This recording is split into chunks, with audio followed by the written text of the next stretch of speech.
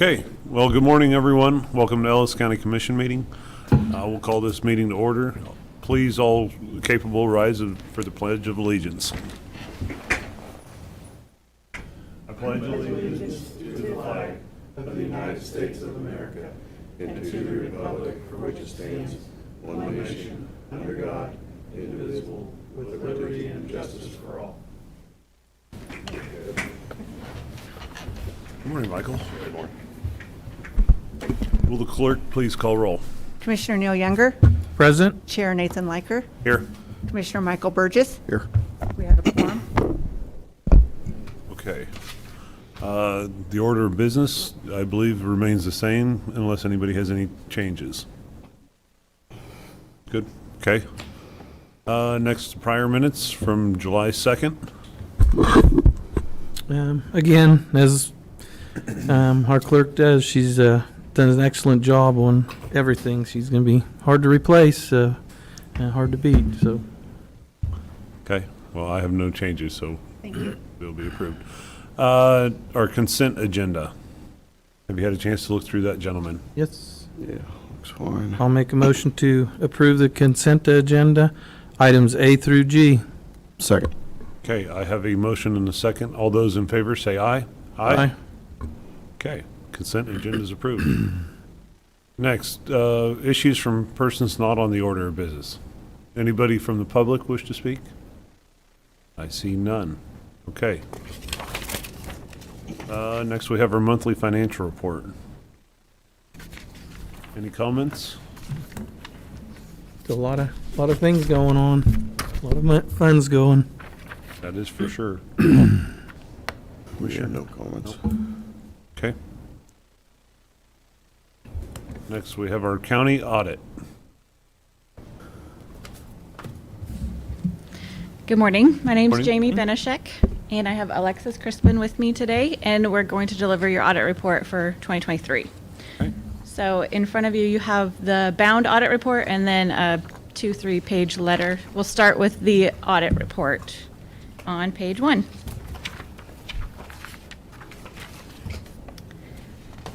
There's a couple paragraphs there. The first one in italicized says adverse opinion on U.S. generally accepted accounting principles. This essentially means that we do not issue an audit opinion on U.S. GAAP because you don't follow U.S. GAAP for your audit report. Instead, we have an unmodified opinion on the regulatory basis of accounting, which is the best type of opinion we can issue. Unmodified essentially means a clean audit, means your financial statements are materially correct. The regulatory basis of accounting is what you use for your audit report, and then it also flows right into your budget prep that you've already started. So again, a clean audit opinion, the best type of opinion that we can issue for you. Page 4. This is a summary statement of receipts, expenditures, and unencumbered cash. So it's kind of a snapshot of the year. On the left side, you start with the beginning unencumbered cash for 2023, add in a few canceled encumbrances, the receipts, expenditures, and then you get to your ending unencumbered cash in the bold column there. So that column is what Darren uses to start your 2025 budget. So all these numbers will be familiar to you soon if they're not already familiar to you. So very bottom, you'll see you started the year with $21,906,000 of unencumbered cash, and then you ended the year with $18,552,000. So that's a decrease of about $3.4 million. Two funds that really contributed to that decrease is your capital improvement reserve fund. So the big encumbrance for the public works building is why that fund decreased so much. And then your ARPA fund, as you spend down the ARPA funds to zero, hopefully by the end of 2024, you'll see that continue to decrease. So any specific questions on this page? Then starting on page 6 is the notes to the financial statements. These are required footnotes to supplement the numbers that we just looked at. So it has your significant accounting policies, your budgetary information. Page 11, there's one footnote that I'll bring to your attention. It's footnote number 9. There are certain statutes, Kansas statutes, that we look at during your audit, and if there are any violations, we note them here. This violation is expenditures exceeded available money in the following funds, essentially meaning that the fund was negative. And that's just the way that these funds operate. That drug court grant fund is a reimbursable type grant, so you have to spend the money first before you get the money back. And so there's not anything you can do about it, but we do note it here that it was a negative balance at the end of the year. Any questions on that? Then page 16. This is a summary of the outstanding debt at the end of 2023. So at the very bottom bold column, you'll see the outstanding balance was $7,648,000. So that includes your GO bonds, KDHE loan, and then all of the finance leases that you have for various equipment.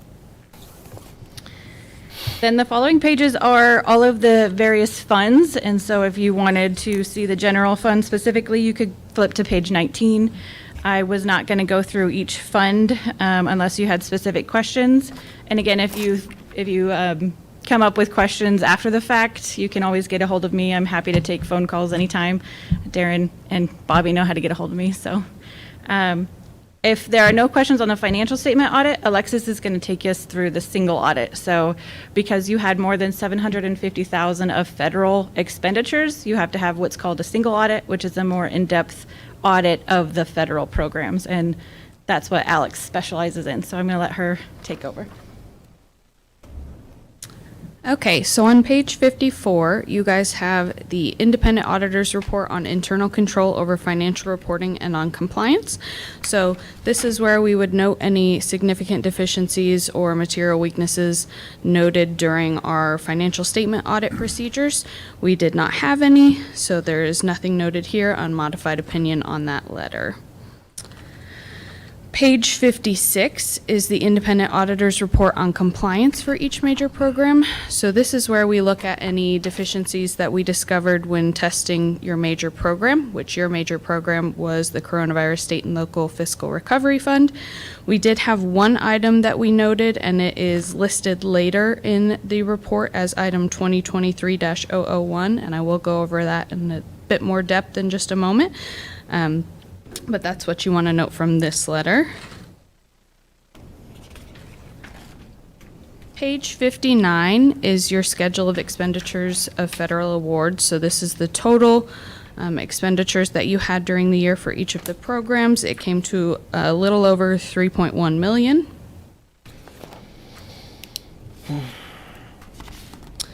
And then page 61 is kind of a summary of the single audit section. So you'll see that you have that financial statement unmodified opinion on your regulatory basis of accounting. You didn't have any material weaknesses or significant deficiencies identified, and no non-compliance for the material to the financial statements.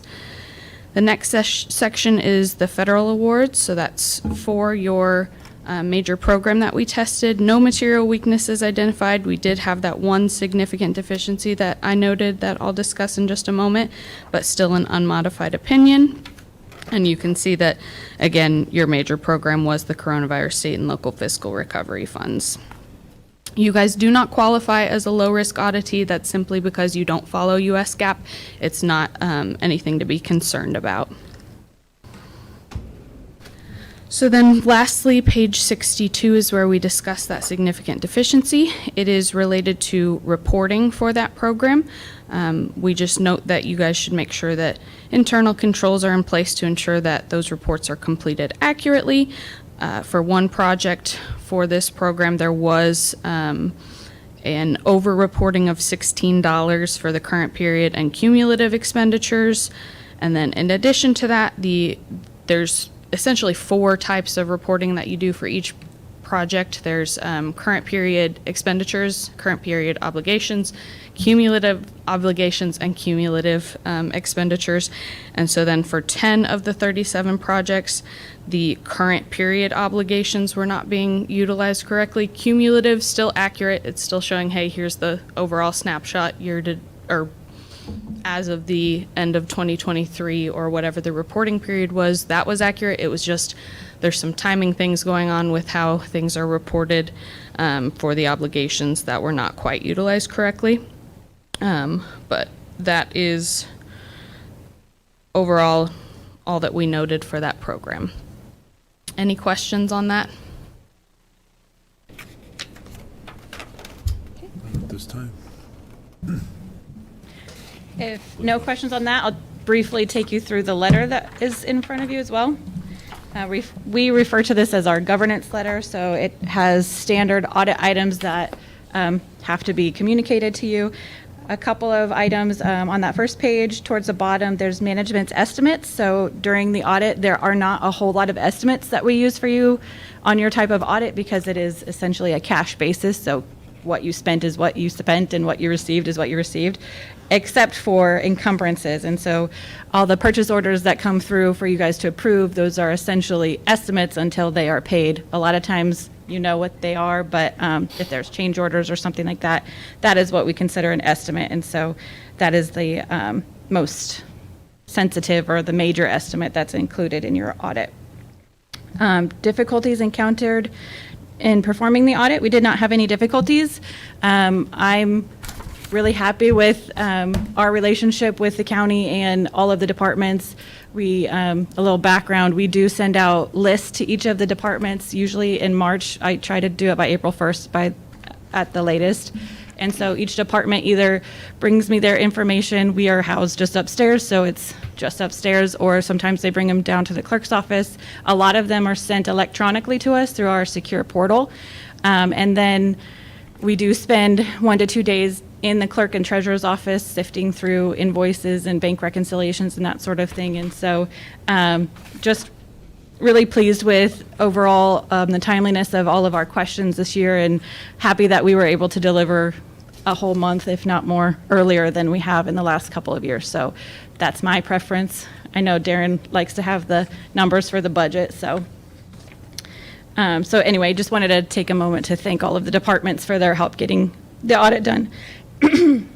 Page 2, corrected and uncorrected misstatements. There is one small journal entry to get the books cleaned up, but it's very trivial.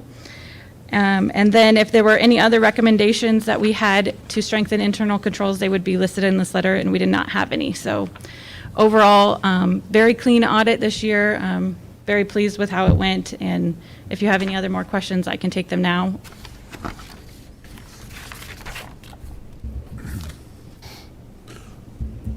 Did you have any recommendations to fix some of this stuff other than some of the reporting statutes? So that specific report will be done here in a year once the ARPA funds, that's essentially what that program is for. And so we are always available to help if there is questions on how that report should be filled out. Okay. Any other comments or questions? It's not related to Adams Brown, but when they come in, say like to the clerk, does the deputy clerk get to sit in on some of this? Okay, Yes. good deal. That's, She's always very helpful. No comments. I'm, again, glad for a clean audit, so appreciate that. Appreciate the staff and the departments for managing the controls of our taxpayer dollars, so. okay. Very I'll move to approve the 2023 Ellis County audit as presented. Second it. Okay, I have a motion and a second. All those in favor say aye. Aye. Aye. Okay. Thanks, ladies. Have a good Thank day. you. I'll bring that up to you.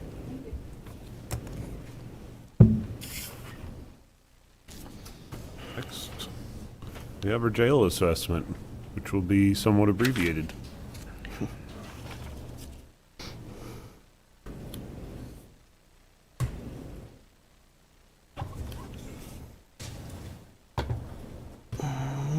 Morning, Commissioners. Morning. Scott Brown, Ellis County Sheriff. And it'll be short because even though they completed a very large report for us, for the community, they had problems with the hurricane coming in, and so they had to cancel. And so we've reestablished a new date in August 13th, yeah. So they will be here in person to discuss their findings. And so Darren and I had spoken, and we feel like this is a good time to have you guys ask some questions that we can write down that maybe they can answer when they come, in case there was something that you saw within the report that was a question or something to that effect. But me going through this report, I probably won't do it justice as they will. They can explain their charts a lot better than I. So. Okay. Well, it's pretty much stated that it was, from what I read, we've been full since the time we opened our new facility, or our upgraded facility. Yes. So, did they give any, I didn't see any specific ideas on how to possibly utilize space that we currently have, or current existing? Yeah, I didn't see anything in there. I can tell you that we're utilizing it in the best fashion we can currently, the most efficient and effective way that we can currently. There was some discussion about moving a kitchen and moving some other ones, and I think that they will enlighten you on their thoughts on that potentially. I have my thoughts, which goes with theirs when I heard it, but I feel like I don't want to step on their toes and say something incorrect, and the public get a misrepresentation of the study. So, Okay. I think, Go ahead. if I may add on, part of your question is maybe what can we do with our current facility, not necessarily to expand, but to use it better to gain bed space without spending a lot of money. And in preparation to maybe any questions that may lead, their determination that is not part of the report, it's kind of their final, it'll be in their final report when they come back next month. Their assessment on that, simply put, should we spend money in our current facility to expand any bed space to buy us time? And the amount of space that's available compared to the amount of money that would be needed to add bed space would not even get us to the minimum bed space required. And so their recommendation is not to invest any money into the current facility because it would not pay itself off. Because it's already, even if you expanded it, as you can see, it's a 72-bed facility. They're saying by next year we need 95. I believe when we spoke on the phone last, they said maybe a maximum of 10 beds, so we wouldn't even be able to get halfway to where we would need to be. So in the amount of time that we may need to look elsewhere to build a new facility, that money wouldn't be wisely invested in doing so. Does that kind of address your question? Yeah. Without, I guess. don't, like Yeah. for Scott said, I don't He did wanna a really nice job of summarizing that, and they said it would be more cost-effective to house out of county and put money aside for that. And I don't want to speak on their behalf because they're not here, but I'm pretty sure they're going to echo what Darren just said, so, because that was their words on the matter. Okay. Well, and just looking through some of the trends that are in this report, I believe, what did I see? We need to look at 130 some odd bed facility for the future, to plan for the future. Yes. You've probably got the best pulse of anybody on what's going on in that facility. What are your thoughts? Well, what I don't want commissioners to get used to is the numbers we're seeing right now. We're 53, 54, unheard of. I don't know what's going on. There must be a trend across the state because Sedgwick County also is seeing low numbers. Ford County is seeing low numbers. I don't know what's going on, but I think this is the calm before the storm, and we're going to see our numbers jump again. We're very fortunate that we have counties that will support us and hold our inmates that aren't too far for us. So we do have that going in Rooks County, Graham County, Ford County. They're really good to us. I think, if I had the magic ball, so to speak, I think you're going to see that. And if you recall, and I don't know if you guys ever saw the previous study, No. but it was a minimum of like a 97-bed facility at the time is what they recommended. with the thought of a 125-bed facility is what they recommended in 2013. Does that sound right? I think that's when they did that study. So it's not far off from what they're projecting based on this. It's obviously higher because of there's some time that has elapsed. So I think commissioners know what we need to do, and we just have to figure out how we can do it and how we can get by in the meantime, and how we're going to work that strategically. So, Okay. but it's probably not going to be done in my time. Maybe it will, I don't know. But point being is at some given point in time, it will have to be addressed. Unfortunately, there is nothing, for lack of better words, sexy about a jail. Nobody wants to think about them, and nobody wants to put money into them, the public-wise, because, well, it's just a lot of money anytime we do something. Unfortunately, to keep our community safe and streets safe, we've got to put some people in jail, and the process takes a long time, especially when we have homicide cases that drag on for 2 years that they're with us. And competency tests, evaluations that last over a year and a half before we go to trial, and we're talking 3-year stints with us, and those are some. So those are long-term inmates for us for the process to go through our court system. So.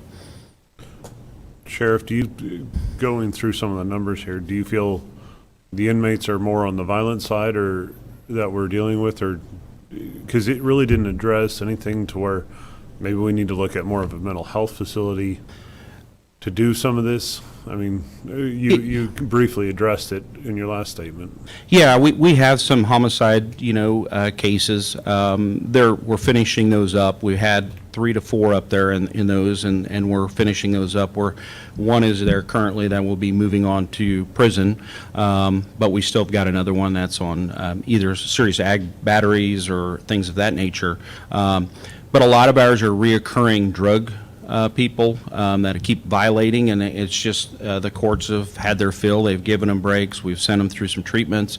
They still keep violating it.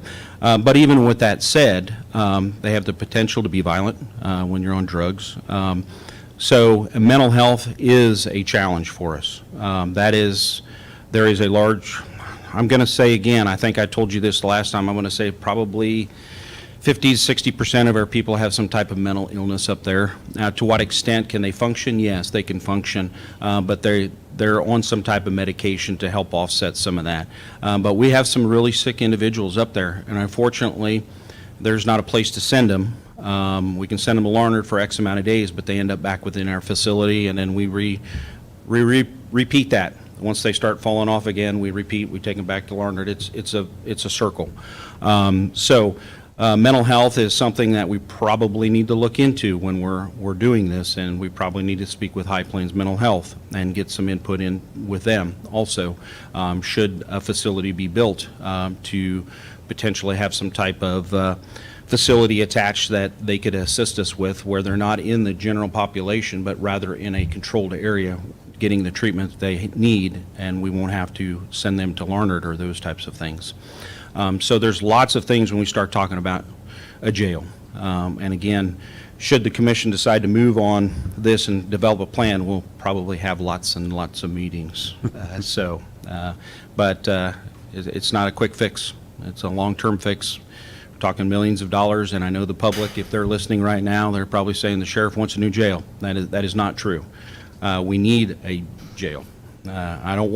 We need it, and it's not going to be for me, it's for the public. It's so we can keep them safe. I think another thing to add on to the mental health piece, I'm not sure if it's in the report, but it was addressed, was, everybody thinks a jail is a jail, but the mental health aspect, that some of the items that they addressed were like sunlight, recreation areas, free space, and things like that. So not necessarily that it needs to be a pleasant time while somebody is in jail, but the behaviors of the things that you can do to improve the behaviors why they are in jail, so they don't get in fights or attack the guards or the detention officers. Simple things that can be done to improve those behaviors while they are in jail, limit the liabilities for our staff, and have have them act better while they're in jail. We don't have those capabilities now. We don't have natural sunlight, not that they would have windows, but they don't have a recreation space. They don't have a ability to go outside and get some fresh air. I know that that's maybe an opposing view to some for why somebody's in jail, but improving their time while they're in jail helps our staff and helps the fights and the issues that could happen. And when those do happen, it has a secondary effect, a ripple effect of if that does happen, they have to segregate those people. They don't have isolation cells. They can't put themselves somewhere else, so they have to essentially put them in a pod and isolate them. And what that does is that pod may have 6 cells in it. If they have to be by themselves, that means there's 5 beds in that facility that cannot be used. If there's 5 people in there already, they either have to be transferred out or they still have to transfer that individual somewhere else. So without having the space to do that, in the mental health piece of it, it was very interesting from never being in jail myself, but never having to definitely deal with the jail as the sheriff or the detention officers do. It was very interesting to hear their study on how they looked at average length of stay and the classifications of how criminals need to be segregated. And just because you need a bed space of X amount of beds, you also need the flexibility of having extra. One good example of that is in the coming weeks, we're painting. Yes. Or months maybe. We're updating the paint or repainting the cells to keep them fresh and clean. But to do that, you have to take all the inmates out of them. And when we do that, when you don't already have enough room, those inmates have to go somewhere. And so that's costing us not only to upgrade up and paint the cells, but now you have to transport those individuals out and take them somewhere else. So Yeah, we will be probably holding 12 to 14 out of county during that time with Rooks County and surrounding counties that will hold for us. And then we will rotate them once they're painted, give them a couple of days, and then we'll move them over into the refurbished area, and we'll just rotate them around for that duration until we're done, and then we'll bring them back. But that's kind of a winter type of thing, so for the time being is kind of the plan. One of the other things is, and I don't have any numbers for you, I can just tell you that I've noticed the tablet implementation has helped because it's a good way to discipline. It's kind of, I hate to use a kid, but it's similar to that. We take the tablets away. They don't have that communication, and it's really helped with some of the discipline problems. It doesn't resolve all of them, but it has. Rather than just watching TV, they're able to listen to music. They're able to play games. They're able to send emails and texts or emails rather to and from family and that. And so that's really helped too. But it's not a fix-all. But it has helped. So I want to let you guys know about the tablets, that they're a success right now. They're working pretty well. Okay. So. Is that the one that we charge for whenever they? Yeah, Okay. correct. Yes. So, yeah, the jail project, I'm excited for them to come and have them talk about it and give you guys their input and thoughts on it. But it's a pretty lengthy report, as you guys can see, and I think there's going to be maybe a chart or so rework that we had talked about, and so it may be just slightly different than what you guys are seeing here. So. Okay. A couple other comments. I did notice that we had some of the legal staff, the court staff, have input on this. I think we kind of briefly talked about it. We're down right now, but in 2019, we were much higher population. Since I've been on the commission, you've been housing out of county, you've been fully booked, more or less. Correct. Which was down from 2019. Yes. Yeah, you're correct. So I guess briefly, if you could, what does the court staff feel? Are we going to return to the 19 levels? Are we going to surpass those? So I'm going to give you the best answer I can. We're going to have a new prosecutor. He may not have the same philosophy as our current prosecutor, because prosecutors have a lot to do with that. We're also going to have a new judge coming in. I'm not sure his approach on that necessarily. Those are two factors that control the population of their jail. I've spoken with one of the judges, and he has stated he's going to try to do what he can to keep people out of jail or to find a way to do so. But that's a tough thing to do. I really don't know where we're going to go. And I really don't know because we have multiple sheriff's offices across the state that numbers are down. I'm not sure what the deal is. I would like to think that people are learning and they just don't want to go to jail, so they're I don't think that's the case. I don't really know why. So that could affect us, and we need to keep that in mind. I haven't really spoken with the potentially incoming judge about that. And then the prosecutor I've spoke to about it. I think he's going to, how shall I say it, he's going to be a little bit harder, and so we may have increased numbers where he feels that they need to stay in jail. Not right or wrong, it's just his opinion. Now, I will tell you that he is a good guy, and he was easy to work with. I mean, he's fair. So I think him and I can have some conversations about that and that. But ultimately, I don't get any say in court when it comes to the judge's decision either to keep and the prosecutor. So the only thing I can do is talk with them and explain our issues. But at the same time, we're problem solvers. So if we're full, we're gonna figure it out, and we're gonna find a place to put them. So we serve the courts, and we'll do whatever they say. Okay. Do you think maybe it's, that it was a backlog of like what Commissioner Liker said from 19, that now we're finally getting somewhat caught? I know that's hard to try to answer, but Yeah, I don't know. I mean, I have numbers are just going down yeah. in all the surrounding. My staff we've looked at the numbers, we've tried to figure out why, we're not really sure why. But it depends on what the courts are going to do and our prosecutor is going to want. That's a big thing. And again, we're fortunate that we have a prosecutor that is tough on people that commit crimes and wants to keep our community safe. And the judges are going to follow what they feel is the best too. So unfortunately, us 4 or 5 and whatever, we don't have any say in the matter in here, and we understand that. But they're reasonable people, so I think we can have an open communication with them and maybe work through this a little bit. So, But like you say, we got to plan for the future, just like our Yeah. roads, bridges. We Correct. got to, and as our community grows, Yeah. it's going to affect us. yeah, there's just nothing exciting about a jail. No, not at Every all. sheriff across the state says if I could get rid of anything, it'd be the jail. That's why many chiefs, they don't become sheriffs, so they don't want to run a jail. So, and that's okay. I don't want to run a jail either. So, just so the public knows or can hear, right now, the charts that we're looking at go out to about 2049, so Correct. approximately 25 years. Yeah. Is that a pretty standard procedure to look 25, or So. how do you look and justify? I guess that would be a question I'd pose to you and the planners. So the previous study, and I know because I was involved with retired Sheriff Harbin and Under Sheriff Hurdle at the time, that particular group, they refused to go out 25 years. It was their preference. They said that's just too hard to try to estimate where we will be numbers-wise.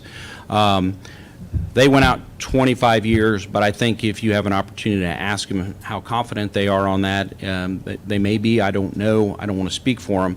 25 years, a lot can happen. We don't know. One of the factors that we really need to think about is the city of Hayes is going to be getting more water in here, which is good for the community, which means potential growth of the community, which the growth of the community means their crime could go up, and so we might be housing more. And when and if that occurs, I think we've got to think about that when we're looking at this.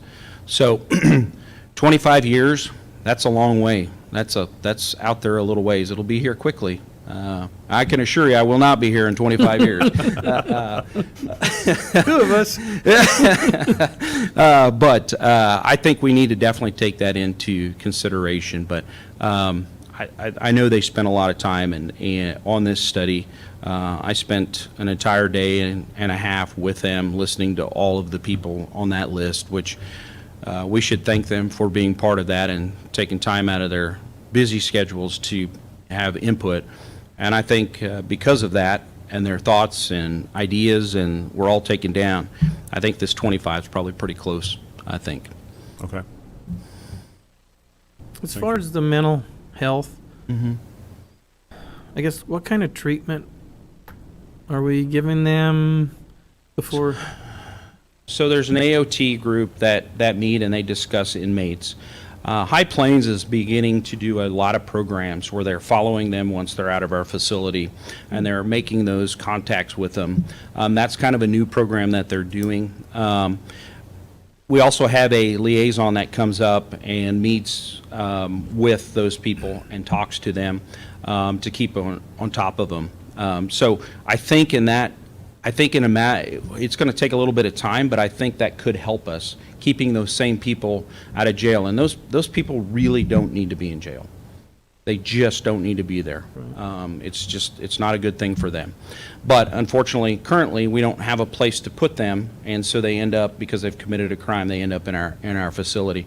And we're not unique to this. This is across the state, all sheriff's offices. So in due time, I think once High Plains establishes and they're working on another plan, I don't know if they talked about it, but they're trying to develop a treatment center here within Hayes, and I'm not sure if that's public knowledge or not. I'm aware of it, and that will help us potentially. That they could take those people, and we're not taking the Larned, and they're not within our facility. I'm not sure exactly how that facility will be designed and what they intend on receiving, but I would guess that would be part of it. Some exciting things going on in Ellis County that could help with those numbers. Unfortunately, I don't know how long that will be. I don't know what their guidelines are for those, and that's a discussion, again, like I said earlier, we're going to have to sit down and have a discussion with High Plains Mental Health. Because What percentage would you say are mental health issues in the jail? I would say there's probably about, 15% that are really have a severe mental health issue, but there's a large percentage of probably 50% or so to 60 that have some, but they're able to control it, and we monitor it. But there is a large percentage, of those that have some mental health. But again, in the public, there's lots of people that have mental health issues that are able to function, but they do have some degree of mental health. All right, thank you. Commissioner Burgess? I think you've done a good job at this point, running through the study, and we'll kind of wait to hear back. But yeah, this is going to be a big issue to tackle over probably the next decade as we try to figure out our jail needs. I appreciate your time. Well, thank you, Commissioners, for taking an interest in this, and I'm excited to have you guys hear the actual report, and they can answer their questions, and we can develop a plan. But So. I do like to having the discussion with the mental health, High Plains that way. Because like you said, a jail's expensive to build, and for our community to try to, it's a long-term thing. It's easier for them to put a building or facility or find somewhere in town to do that, to kind of take the load off of, especially that percentage of individuals. Okay. Thank you, Commissioners. Okay, you, thank Sheriff. you. Does the commission have any certain questions or ideas or anything that you want us to pass along to the consultants to kind of give you some more information on? I have two that I've kind of written down already. One is regarding the 20 years. How do they and why do they come up with that 25-year plan and accuracy? Yep. And I believe they have like a plus or minus in their report, but I'll have them explain that a little bit. And then the second question is mental health suggestions that we might be able to help control the population. Is there anything else that the commission may like us to pass along? And I guess this may have been a question with the sheriff, but I know a topic that a lot of people have been paying attention to is the immigration side of it and housing of, if we do see an increase of illegal immigration, how does that play play a toll on what we're looking at? Yeah, and as Mr. Brown said, that, as we get new judges, things may change. It may turn around. Mm-hmm. Do you have any specifics, Mr. Burgess? No.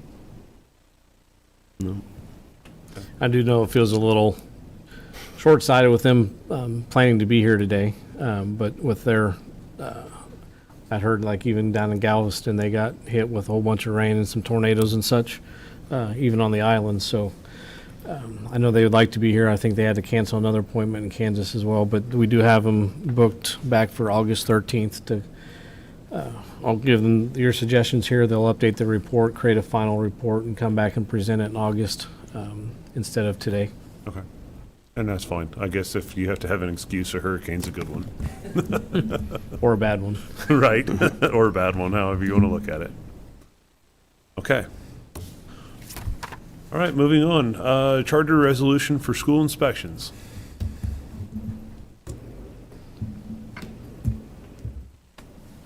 Good morning. Good morning. Kim Real, Ellis County Health Department Director.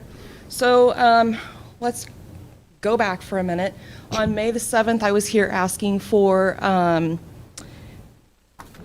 myself to be excluded from doing any type of school inspections. The vote was unanimous at 3-0. I thought we were done. State said, nope, sorry, Kim, you're not done. We have a whole process to do. So that's why I'm here today. I'm asking for an approval of a charter resolution 2024-01. To basically sum this up, anything that we had in place prior to 2020 as far as a charter resolution for school inspections became null and void because of COVID. So we now have to restart this process all over again. There is an attachment for the charter resolution as I've worked out with the state. So basically the process that we have to do now, because we are a 3-person commission, is to approve that charter resolution as it's stated. I have to then take that charter resolution for the next 2 weeks and run it in the newspaper. As long as the community does not have any objections to that, then the charter resolution will become in effect 60 days after that very last week. So it wouldn't come into effect until September at some point, and then we would be done doing school inspections. So that's basically what I'm here asking for today. Any questions at all? As a charter resolution, does it have to be reapproved each year for any reason? Not that I'm Like aware the of. fireworks ordinance or whatever, we have to kind of redo it every year, so. No, it's one and Okay. done from what I understand. Unless Mr. Jeter has something else to say. Bill Jeter, County Council, that'd be a one-time resolution. Chartering out of a state requirement is essentially what it is. Okay. Okay. Commissioner Younger? No, that's a good deal to get, because the way it was stated before, you would have been a genius to do all that stuff and put yourself and everybody else, the county, into it. I'm full for this. Okay. I have no questions. We've approved it once, so I'm good with going forward. And I probably should say that if anybody at the community level does have an objection to this, then it would go to Bobby's table and go to vote. Okay. It would have to be placed on voter registration, is that correct? Just FYI. Oh, Okay. Thank you. Now, no, before we proceed, if they object and it goes to vote, is there a whole bunch of guidelines that would be required of you? I mean, is it spelled out? Okay, I think so. I'm not really sure. okay. I don't think we've even made it to that step yet from anything that I've seen. I could be wrong, Mr. Jeter. But It's going to be a whole until- lot more involved than what we're capable of or comfortable of. Yep. Okay. that is almost a full-time job for someone else. It is Not what it you. is. Yeah. Okay, well, with that, I'll move to approve Charter Resolution 2404-01. I'll second it. Okay, I have a motion and a second. All those in favor say aye. Aye. Okay, motion is approved. Okay. And if I could just Thank make one more statement with the mental health issue that Scott addressed a little bit ago, I just want to state that the community needs survey is almost finalized. I have met with Hayes Met on several occasions, and there is definitely a need that the community sees as well, to the point that a potential task force will be created because of that reason. So there's other ideas and other members that are willing to step up to the plate to hopefully help make it a better situation for our community. Okay. Well, thank you. Very good. Yep. Thank you. Thank you.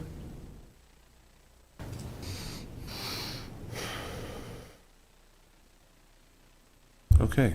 Next, we have our landfill rate increase. All right, good morning, Commissioners. Justin Craig, Environmental Services Director. So before you this morning is a proposal to raise some of our rates at the landfill. So kind of like with everything in our daily lives, it's costing more to transport the waste, to dispose of it, and to just operate our landfill on a general basis. And also another part of this, next year we'll be going out to get bids on our contracts for our transfer and disposal of our waste in 2026. So we're hoping this will kind of absorb some of that preemptively Okay. too.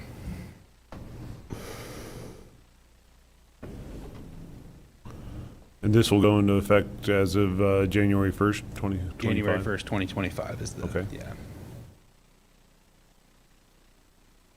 Have you done some preliminary questioning on some of your prices? This will account for most of it? We haven't seen any of the bids that are going to come out, so we don't really know. We just, as an enterprise fund, we rely on the fees that we bring in to fund our business. And last year we ran a little short, so this year we're hoping the numbers start to pick up back to closer to their averages of where they've been. So with this addition, it should get us to where we need to be to fund some of the, equipment upgrades we need, the personnel needs, Okay. projects to make our landfill work. Okay. It's kind of a dumb question, but the way this reads, I just want to clarify. It's going from $7 per ton. It's not going from 7 now to 90, is it? It's going from 83 No, it's going from to 83 90. to 90, Okay. yeah. Sorry if I And was it's going a little from confused there. 45 to 50, and 270 to 300, Correct, correct? yeah. Just clarifying that as I'm reading it, kind of looks like it's jumping Yeah, from. I see what you're saying. Poor wording. What do these fees cover as far as the enterprise? Does it cover, fuel and Yeah. maintenance and labor and everything involved Yeah, with the way I that? understand it, covers everything at the landfill. Okay. So the transfer, the disposal, fuel, Okay. repairs, maintenance, personnel. Okay. And for anybody kind of watching, the importance of doing this kind of now and getting this in there is because one of our biggest customers is the city, correct? Correct. So for them to be able to budget in their budget, they need to know what the fees are that they should probably be starting next year. So That that is part of the correct. reason of getting this done now is so that way our customers can work on their budgets. Correct. Yeah, and I've spoken with Jesse to kind of fill him in on what we were proposing today, so he was aware of it a few months Okay. back. Okay. And all the other surrounding cities have been notified or, Yeah, Okay. we've kind of been trying to let people in, saying, hey, this is kind of what we're looking at for next year. okay. Just, Okay. Just one comment that I forgot to mention before sir. the meeting. The county clerk asked if the commission does consider this, that the motion that is listed on the agenda sheet be changed but to have the motion include the rate increases that are listed up in the action requested item. So that way, within the minutes, they can be noted that the actual rate increases are included as the numbers and not just a general term of Okay. relating to something else. Okay. Any further discussion, gentlemen? Have none. Okay. So you just do you want the actual rate increase or the per ton number as well? Probably read both the suggested language and the action requested. Okay. Well, I'll move to approve solid waste rate increases of $5 per ton for construction demolition, which will move it to $50 per ton total. $7 per ton on municipal waste disposal, which will move it to $90 per ton, and an increase of $30 per ton of tire disposal, which will increase the rate to $30 per ton, effective January 1st, 2025. 300. Amend that, increase of $30 per ton on tire disposal to a total of $300 per ton, effective January 1st, 2025. I'll second that. Okay, I have a motion and a second. All those in favor say aye. Aye. Aye. Okay. Motion carries. Thank you. Thank you, Justin. Thank you, Justin. Okay. Next, we have Fairground Rental Manager Agreement. Morning, Commissioners. Darren Myers, County Administrator. Your next item on your agenda is to consider an agreement between Ellis County and the Fairground Rental Manager, which is Melinda Frost. Melinda couldn't be with us here this morning, but her husband Tom is in the audience. I think before I get into the agreement herself for the next agenda item, I just wanted to take the chance between Tom and Melinda and the Fair Board. I think 99.9% of the public doesn't realize what actually happens out at the fairground. The amount of work that Tom and Melinda and the Fair Board members volunteer to keep a multi-million-dollar facility out there updated. They've done a significant amount of work over the last couple of years. Tom and Melinda do an excellent job in maintaining the Shake and Unrein building to ensure that it's always clean, functional, and I think a good representation of how well they do that work there in that building is they keep it rented out for almost 2 years in advance. They have bookings all the way in through the end of 2025 already and starting into 2026. So I just want to take that opportunity to just express my appreciation. I see a lot of what they do. We were out there yesterday afternoon for several hours looking at some projects and getting some work done, and Fair Board, instead of having a contractor come out and do the work, they suggested they do the work themselves to save the county thousands of dollars. So they do it all the time, but I just wanted to let the commissioners know that it does save the county a lot of money, and we do have an excellent county fairgrounds, a lot of excellent facilities, and they've done a lot to improve them. So moving on from that, the first agreement here is to the proposal to enter into an agreement with Tom and Melinda. They've been doing that out there for decades, taking care of the buildings. I don't know the exact date of when they started. So almost 2 decades, 19 years. But this agreement gives them the ability. I'm not sure that we checked with the clerk's office why 19 years ago the county commissioner, or sometimes between then, we couldn't find an agreement in place. The last one that was in place was in 2003 with the previous manager before then. But set some guidelines for them, gives them their pay rate that's in there. And as I noted to the commission when we did the pay adjustments this year, they've been working for over a decade without any type of pay increase or pay adjustments, which was fixed this year, but this also entitles that pay as well as a cost of living adjustment in future years that's equivalent to what the county employees would get. It's only, I guess in my opinion, fair that for the work that they do, that they need to be adjusted as well each year. And then also, that's a biweekly stipend that they get, but then the contract is always, well, the contract that we didn't have always stated they get 20% of the commission, a 20% commission of all the rentals that they get for the building. So I guess with that, I don't know if the commission has any questions or for myself or Mr. Frost that you would like answered. I have none. I appreciate the work they've done, and so I hope to continue working with them for the future here. So I have no questions at this time. Tom and Melinda are both dedicated to that. And I guess one of the things I always like to do is get somebody job shadowing them. Maybe that's something that we can look at, because say they want to leave for a weekend, they can't. They're committed out there, so I'm not taking any jobs from anybody, but maybe that's something we should look at, to have somebody follow them. They've got a lot of knowledge under their belt, all the stuff that goes on out there and the maintenance and that type of stuff. So I appreciate what you guys have done. You are very dedicated. Kudos to you guys. Yeah, thank you for the work you put in. I'm glad over the last several months we've been able to kind of formalize this a little bit here. So I think this is a good deal. Okay. No. Okay, I'll Move to approve the attached agreement with Melinda Frost for the proposed and managing the rentals and upkeep of the Shank and Unrein buildings at the fairgrounds. Second. Okay, I have a motion and a second. All those in favor say aye. Aye. Okay, motion carries. Again, Tom, tell your wife thank you also, and I think she knows, but yeah. Okay, next we have the Shank and Unrein Building rental contract.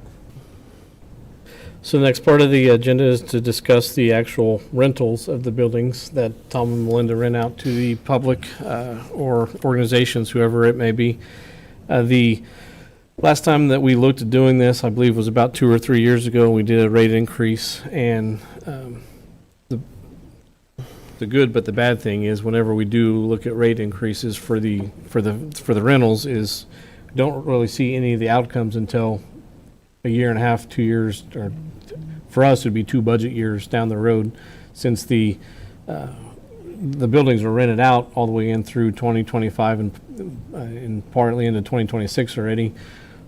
If we change any of the rates, it doesn't impact anybody that has the buildings rented already. It's only for the new rentals that would be coming out. So when we look at the fairgrounds and the individual discussions that I've had with the commissioners about the improvements that are out there that have been done, but if we look at the improvements of what it's taking, will need to be done out there, there's a lot of commercial kitchen equipment that's going to eventually need to be replaced. If we want to continue to have the fairgrounds in a proper upkept manner, maybe doing some minor improvements. We painted the outside of the buildings in the future, put some handicap rails and ramps out there. The fair board and the rental managers and the public we've heard from would like to see the parking lot paved to prevent slip, trips, and falls. Countertops are getting worn and aged to make them a little bit better looking. I know Commissioner Younger would like to see automatic flushes and sinks, faucets to help prevent waste of water out there. All that takes money to do, and the budgets that we have in place are really only to maintain them from year to year. So looking further into the future and identifying those projects into our capital outlay plan shows that the revenues compared to the expenses for these 2 buildings, it's a separate line item in our budget, so it's very easy to see what revenues are coming in for the rentals, but what expenses are going out for the buildings. And it's been lopsided. For 2025, as you can see, our projected little bit of revenue increase because we're starting to see next year the rate adjustments that we did 2 years ago. And then, so that'll increase a little bit. So 2026, we would see more revenue from these rate increases when we get into that budget next year. But also starting to put money aside to do those capital improvement projects increases the expenses. So that's about a $25,000 gap between the amount of revenues that we get in from the expenses that are being paid for those facilities. And to be able to do that, we could try to go to a completely balanced budget, but that would increase the amount of rates that we would have to rent that building out for. So we tried to stair step those out a little every couple years as we try to plan more and get a better grasp on what needs to be done out there. So that's what this contract agreement does. And I've also worked with Tom and Melinda in regards to what they've seen over their 19 years of experience to better or to improve this rental agreement. So that way, whoever does rent it knows from day one what the expectations are, mainly for their cleaning and how they need to return the facility when they're done. Or the consequences that they would face if they don't. I think for the most part, they have good experiences for those that rent it, and never usually have any problems. But it just clears that those needs that they would want to have taken care of for the contract, for the cleaning, what needs to be done inside and out, up front in the original agreement instead of documentation afterwards. So with that, I'll leave it out for questions. And before proposing this rate increase, we did make calls. We had staff call around and check various venues. Correct. There are several competing venues that are out there. I had Chris a call.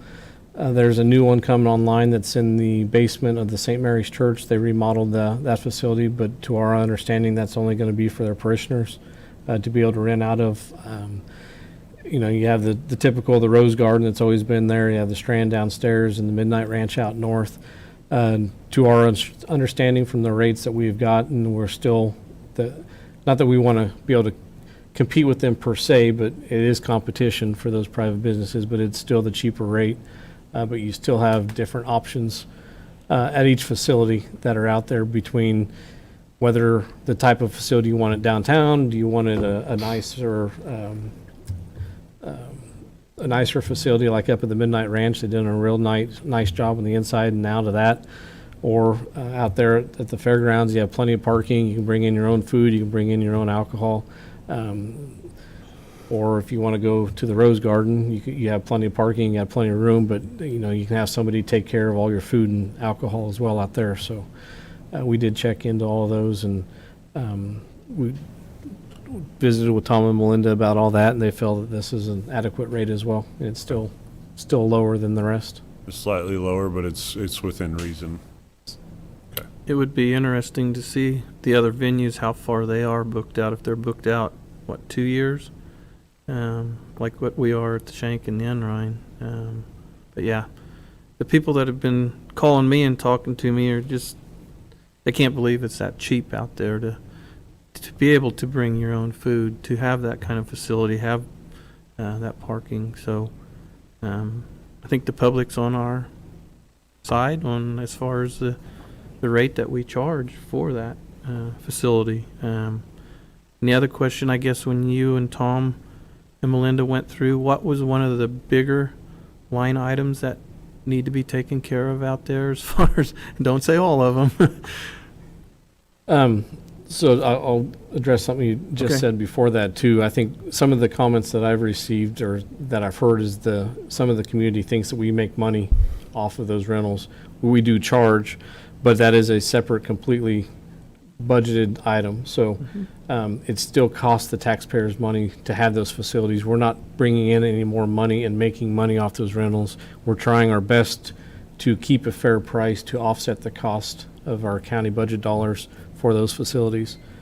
In regards to your second question, outside our contract with Tom and Melinda for the management of the facilities out there, the biggest expense that we have is the utilities.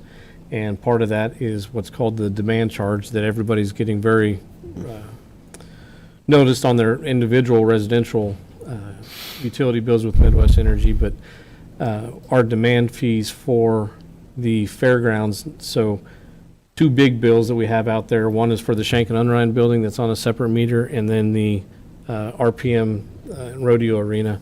We pay more in demand fees every month than the actual utility bills that we pay. And it's based on how they figure that those demand fees are. I don't remember, but I could pull it out and look, but I think a third of our budget is on utilities. And obviously that's water and electricity, but those demand fees are a huge chunk, and those are based on the week coming up. This week is the month of July is a huge demand load out there, and then we have to pay that for the other 11 months, and that's how they figure that. And I'm not sure if we'll ever get away. It's the same thing for the RPM Speedway bill that we have out there. It's not because they're using so much energy. It's the week and a half that they're out there prepping for the fair, the weekend they have the fair, and then the week after the fair. That is the huge load that's out there that's bringing in a lot of electricity, but we're having to pay that demand fee for the rest of the year. And that's, if we could get those two removed for Midwest Energy, but prior commissioners have tried, and it's unsuccessful. But we could save tens of thousands of dollars a year if we didn't have those. Does that answer your question? That's the big item. What about like just the general maintenance? I mean, is there anything that stands out? Tom does a lot of work, furnace filters, cleaning solutions. Okay. We just bought a new floor scrubber with the funds out there last year. But We received it this month last year. But overall maintenance fees is not a whole lot. We have random things. The coolers go down every once in a while. The refrigerators, Tom gets them fixed. Occasionally somebody breaks something, a window or a door, but that comes out of their deposit when they do that. But those items kind of just add up little smaller amounts of the overall budget. Okay. We do have to have the fire extinguishers inspected, the sprinkler system, the fire alarm. Those are all costs that are associated with those buildings. Okay.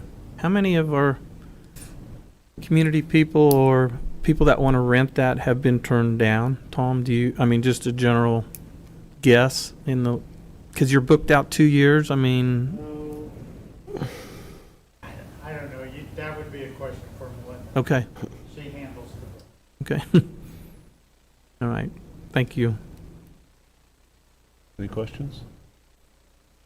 No, I think this is fair.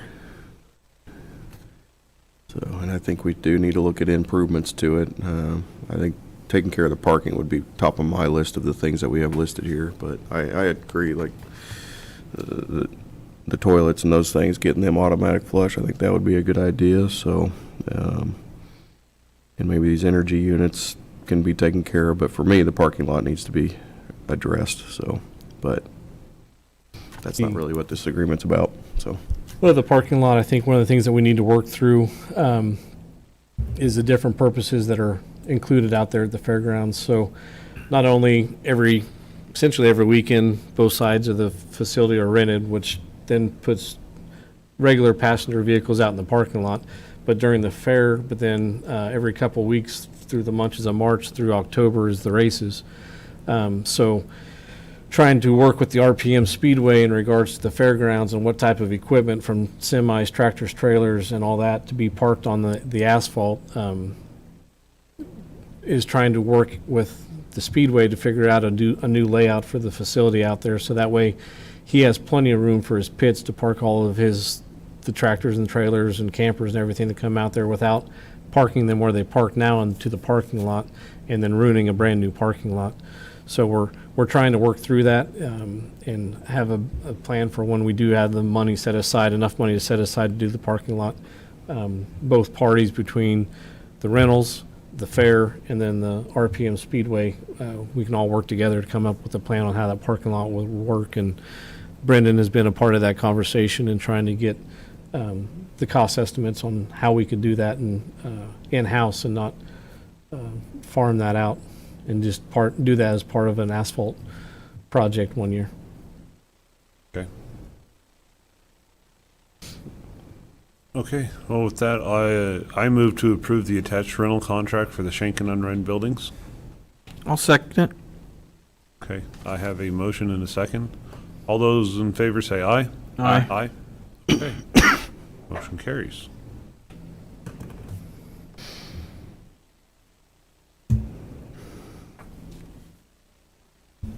Next, we'll have discussion over the revenue neutral rate.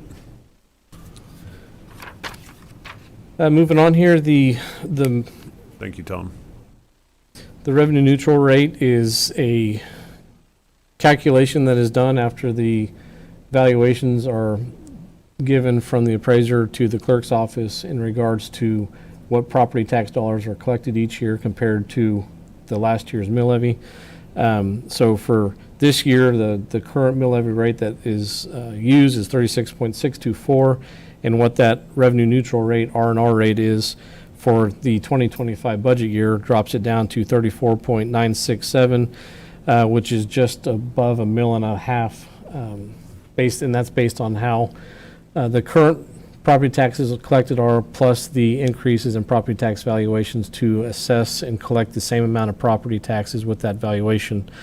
What we're asking here today from the commission is not necessarily that we would exceed the revenue neutral rate, but it's the ability to allow the commission to exceed the revenue neutral rate based on what the final budget is. As the commission knows, next week we have the budget hearings with all the staff. Then we start to finalize the budget after that from final input into August. And then we have the hearings and publication and the approval of the budget in mid-September. What this does is allows the commission, as those final steps come into place, that if we have a budget that comes in right at 35 mils, but the commission does not approve to exceed the R&R rate, even though 35 mils is .033 mils above that R&R rate, we cannot exceed that. We would have to reduce it down to exactly 34.967 or below. So as I stated, this doesn't mean that we would exceed it, but as we finalize the budget in the coming months here, essentially in the next month, this gives the ability to have that revenue neutral rate exceeded. From our discussions, it does not look like we would need to increase our mill levy at this rate from 36.6, so we would not increase the mill levy. I think what the commission's intention is to try to reduce that mill levy rate. However, I don't know if we'd be able to reduce it all the way down to that 35 mils, so it's going to be close. With the audit report that we received from Adams Brown this morning, and the next 7 days of my week before we meet next week is hopefully to be able to get the state budget forms put together, so that way as you meet with department heads and elected officials next week, you'll have an idea of where we're at least at this point in the budget for what the mill levy would be for next year. So with the approval of this, I would complete that work in the next couple days and then get these attached sheets over to the county clerk by July 20th, which is the deadline. This also does change the budget process on when things have to be approved and completed, depending on if you plan or do not plan to exceed the R&R rates for a budget year. Mm-hmm. Discussion, gentlemen? No, so the deadline for this has to be July 20th, but we're not meeting till the 18th to work on budget, so, I mean, we kind of have to, that's the point. You made the points perfectly. Whether we exceed or not, at this point, Sheriff Brown here, I don't want to handcuff ourselves and not work through our budget. So I think it's necessary to at least do this step to say that we have an intent to, and then work through our budget and see what the best option is for the taxpayers, whether we can maintain revenue neutral or if we have to exceed it just by a little bit or whatever it is. But for now, we have to keep those options available because we really have not started from a commission standpoint, have started the budget, and that starts next week when we get to hear from all the departments. So, so for me, this makes sense to go ahead and approve the intent to exceed it and let us work our budget. Okay. Commissioner Younger? I am good with that also. Okay. I too, I mean, if we were to exceed the R&R rate by $1, we're penalized at the state level. Yep.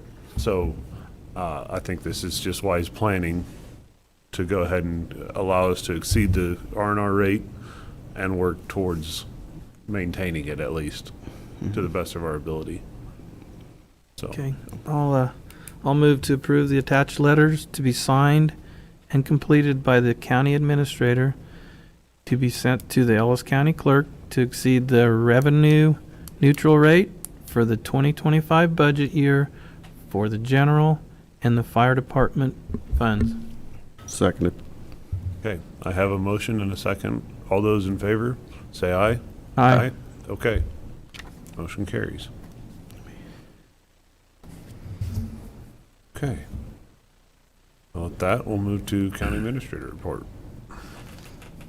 Three quick things. First is the Ellis County Fair kicks off this Saturday. I believe they have 2 days of races, followed by a week full of events, and then next weekend finishes up the fair with monster trucks. And then I think in Tuesday, Wednesday, Thursday is different rodeo events. So please attend if you can there. We have our employee appreciation picnic today, so I thank the commissioners for allowing us to be able to show that appreciation to our employees, and also thank you for sticking around to help cook. So we have that coming up in the next have that coming up here this afternoon. And then the final is we started the radio encryption programming yesterday. I believe there's a press release put out this morning by Hayes Post, so the sheriff's office started that off yesterday, and I believe they're, to our knowledge, 100% switched over. And today, we're still working on trying to get some of the other agencies throughout the county. We have to have memorandum of understandings with other counties to be able to have their radio channels, and not all those agencies had those channels, so we're having to shift a little bit on the programming. But I believe the plan is to try to get the city of Ellis, Victoria, and Fort Hays Police Departments all done today, and then hopefully move into Hays Police and then into EMS and fire following the end of the week, and hopefully be wrapped up and switched. I think their goal would be by Friday, but I would think it's going to bleed over into a little bit of next week. So if the commissioners get any questions from the public, please pass them along to the sheriff or myself, but we'll be able to happily answer those questions and concerns that there might be out there. I know it will probably lead to some questions, but we're well on our way for that. That's all I got. Okay. This is not, that radio encryption is not limiting any response or anything like that.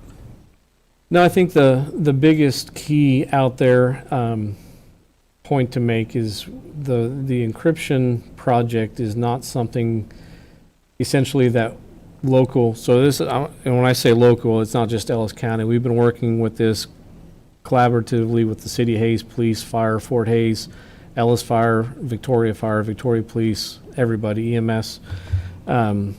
For years, this is known to have been coming. Because it was coming, there was state funds passed through from COVID with the LSSE grant, local safety and security equipment grant fund. We received $100,000 for it.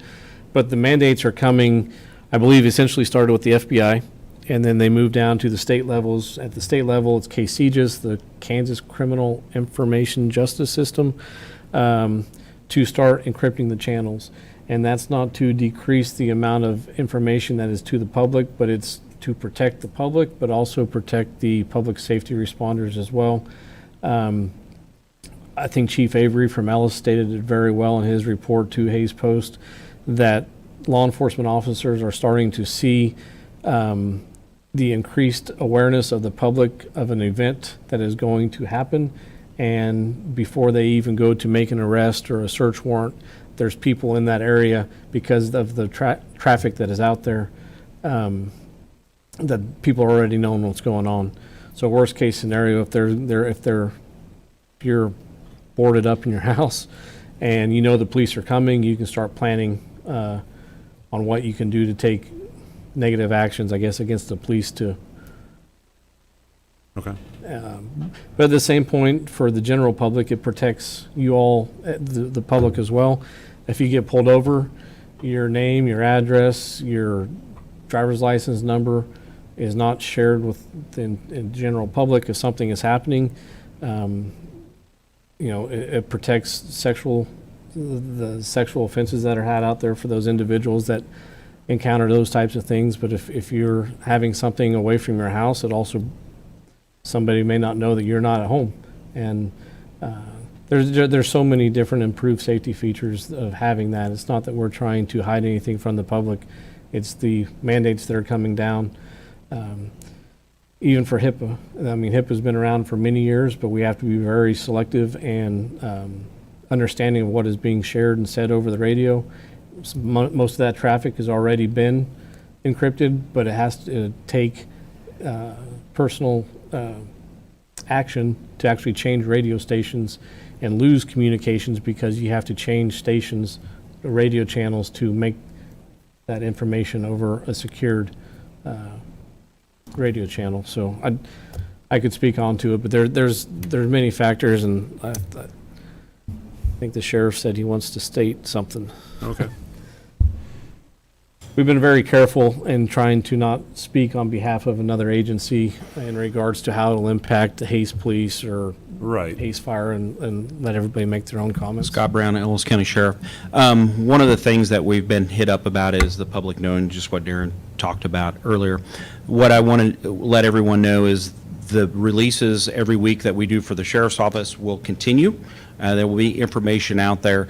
And if it is a public safety concern, we will get that to Hayes Post, Hayes Daily, whoever in radio stations. So we still have the best interest in mind for our citizens. So we'll make sure that we communicate more because it won't be coming over the open air. With that said, we still have a route to do that. We have a weather channel, which Darren didn't talk about, to send out the weather, because that's one of the comments that or questions I commonly get is, hey, how am I going to know when the weather is coming?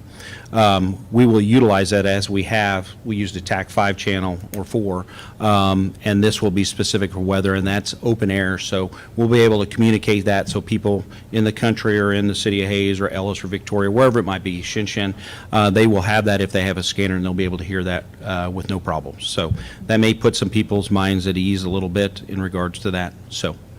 And I will add one other thing, and Darren talked about law enforcement, but actually there's many cases across the nation, which is why it's important to encrypt these, is EMS and fire have been under ambush also, where they were shot, unfortunately, responding to a call.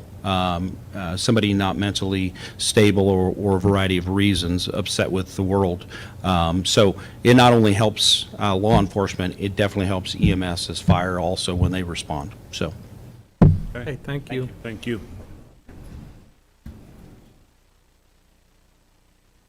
Okay. County Commissioner reports. Mr. Burgess? I want to thank Lyle Pantel and Darren. I met with the emergency department, the department's head, a couple weeks ago and just went over the department. And again, I think we're well staffed with the right people in the right area. There's a lot of things coming from OSHA that are a little bit concerning, but we'll address those as they come up regarding our emergency prep. Other than that, I had a nice vacation. Traveled the country, went to Yellowstone National Park, and it's one of those things as a commissioner at this level, you just kind of appreciate just seeing our country, and then things like National Park that took an act of Congress to put into place. And as I was up there, it really, I read a lot about just the Congress, people like us that pass laws and budgets and things and put things into place. So it really was kind of a nice, impactful vacation, just seeing some of our natural beauty and thinking about what it takes to put roads and bridges and departments and parks and those things into place. So even at our level, it kind of gave me appreciation for the service that we put into our community. So thank you. Thank you. Commissioner Younger? Okay, I understand that Commissioner Burgess, you attended the 100-year Lion. I did, Okay. yes. I appreciate that. I was out of town, and we are accepting applicants if you would like to join that. And the other thing, the appreciation lunch, I know there's people out in the field that are working, and I understand that Brandon's going to possibly take to-go boxes out. Is that correct? Okay, good. Very good. Thank you for that. The other deal, I guess I was in the Wild West parade. A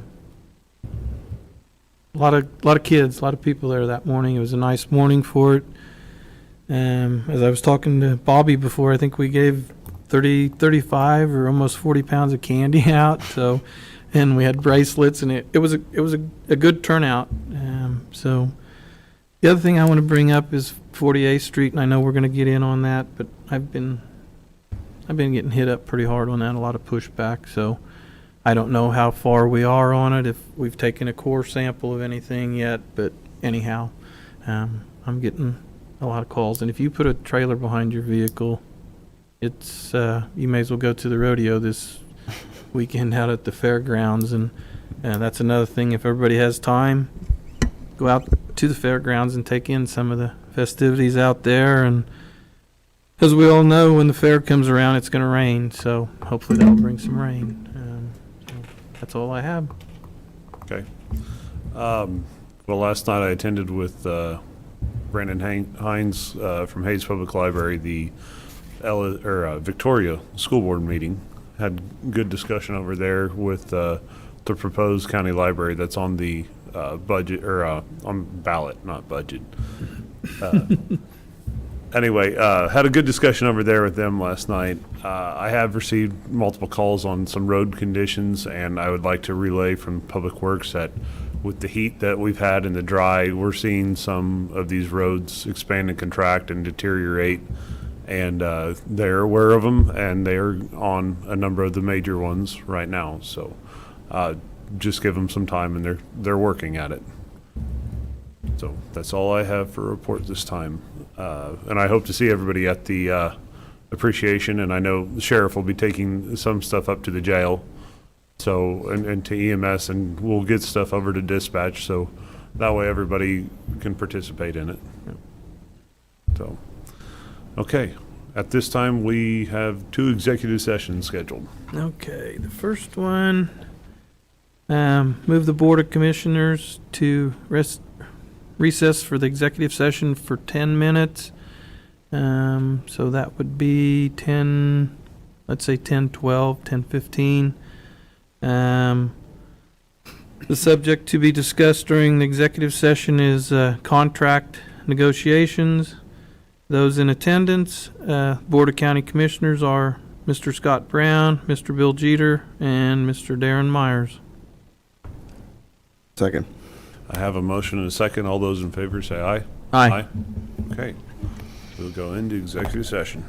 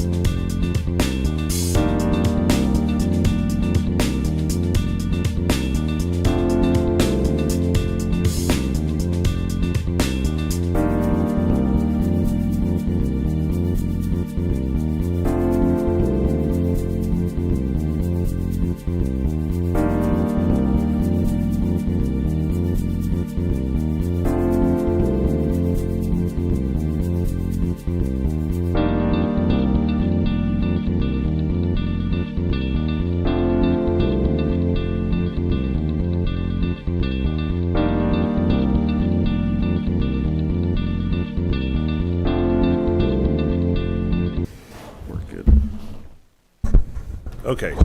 No decisions were reached? I move the Board of County Commissioners recess to executive session for 20 minutes under the following section of the Kansas Open Meetings Act pursuant to the non-elected personnel matter exception. The subject to be discussed during the executive session is personnel issue. Open session will resume at 10:21 in the commission chambers. Those in attendance, in addition to the Board of County Commissioners, are Bill Jeter and Darren Myers. I'll second. Motion and a second. All in favor? Aye. Okay.